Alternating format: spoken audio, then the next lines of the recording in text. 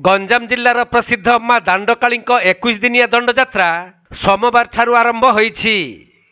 तेणु पुरुषोत्तमपुर सहर समेत समग्र गंजाम जिल्ला रे आध्यात्मिक परिवेश सृष्टि होईछि।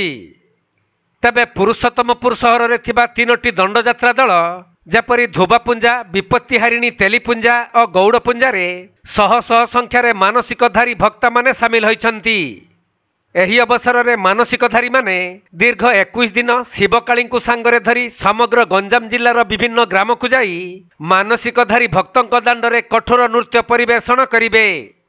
तबे मानसिकधारी भक्त माने मध्याह्नर टाण खरारे धूलीदंड, नदी किंबा पोखरी रे पानी दंड एवं रातिरे अग्निदंड परिवेषण करिवे।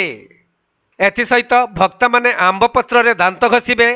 खोला आकाश तले खरा और वर्षारे निकांचन स्थान रे रहिबा सह दिन को मात्र ओलिए निशब्द राति रे अकटा, अबटा और अफुटा खाद्य खाइबार परंपरा रहिछि। एही दंडयात्रा आसंता मेष संक्रांति बा पणा संक्रांति रे उद्यापित हेबो।